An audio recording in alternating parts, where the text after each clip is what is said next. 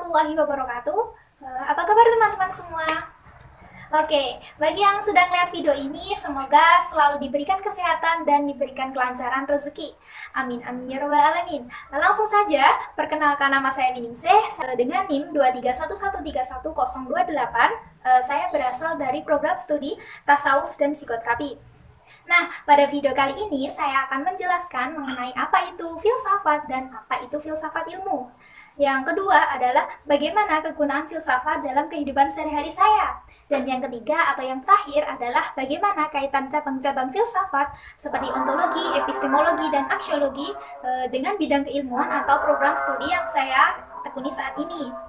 Selamat menyaksikan!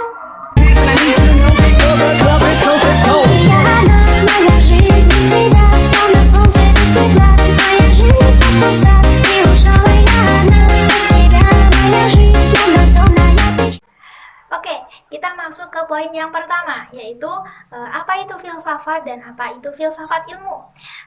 Jadi, filsafat berasal dari kata filosofia atau filosofos. Keduanya terstruktur dari dua suku kata, yakni philos yang berarti cinta dan sophia atau sophos yang berarti wisdom atau bijaksana. Harun Hadiwiono pada 1980 menyebut kata filsafat dengan filosofien yang berarti mencintai kebijaksanaan menjadi dua kunci dalam kajian ini. Pada taraf tertentu, layak atau pantas disebut bijaksana. Ali Mutofir berpendapat bahwa filsafat dalam bahasa Indonesia memiliki padanan kata falsafah dalam bahasa Arab, filosofia dalam bahasa Inggris, dan filosofi dalam bahasa Jerman, Belanda, dan Prancis. Kata-kata tadi berasal dari sumber yang sama, yakni dari bahasa Yunani, filosofia, yaitu philen dan philos, yang berarti mencintai dan berteman. Kemudian kata sophos berarti bijaksana dan sophia yang berarti kebijaksanaan. Dengan demikian, secara bahasa, kata filsafat dapat diterjemahkan sebagai cinta kebijaksanaan atau berteman dengan kebijaksanaan. Nah, kalau yang tadi penjelasan mengenai apa itu filsafat, sekarang saya akan menjelaskan mengenai apa itu filsafat ilmu. Oke, definisi filsafat ilmu tidak terlepas dari kata filsafat dan ilmu filsafat adalah berpikir secara mendalam tentang sesuatu tanpa melihat dogma dan agama dalam mencari kebenaran, sedang ilmu adalah pengetahuan tentang suatu bidang atau pengetahuan yang disusun secara bersistem menurut metode-metode tertentu yang dapat digunakan untuk menerangkan gejala-gejala tertentu di bidang itu. Jadi, Jujun S. Surya Sumantri pada 1995 menjelaskan bahwa filsafat ilmu merupakan suatu pengetahuan atau epistemologi yang mencoba menjelaskan rahasia alam agar gejala alamiah tak lagi merupakan misteri. Secara garis besar, Jujun menggolongkan pengetahuan menjadi 3 kategori umum, yaitu yang pertama, pengetahuan tentang yang baik dan yang buruk yang juga disebut dengan etika. Kemudian yang kedua, pengetahuan tentang indah dan jelek yang disebut dengan estetika. Kemudian yang ketiga, pengetahuan tentang yang benar dan yang salah yang disebut dengan logika.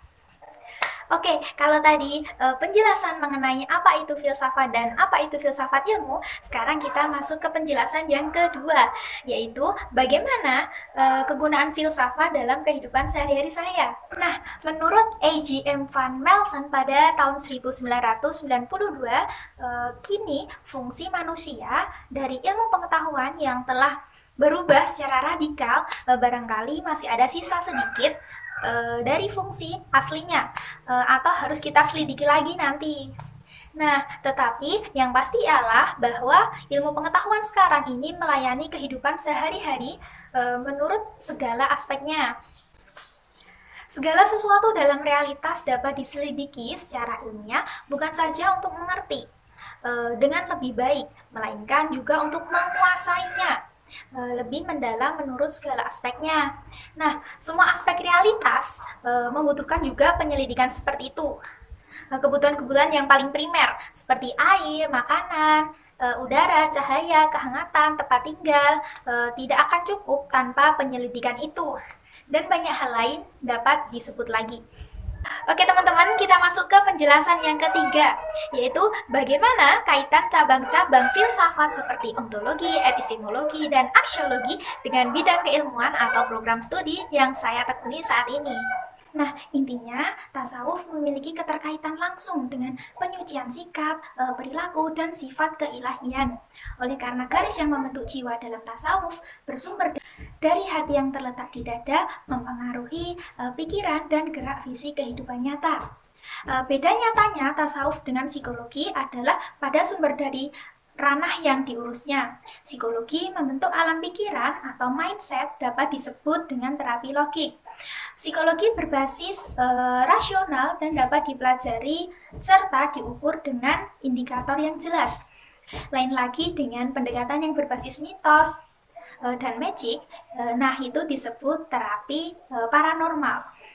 Penjelasan tadi tentu dapat memastikan ruang gerak tasawuf, psikologi, dan terapi. Ini bukan dimaksudkan menggunakan pendekatan elektrik yang mengolah bahan yang berbeda untuk menghasilkan menu baru.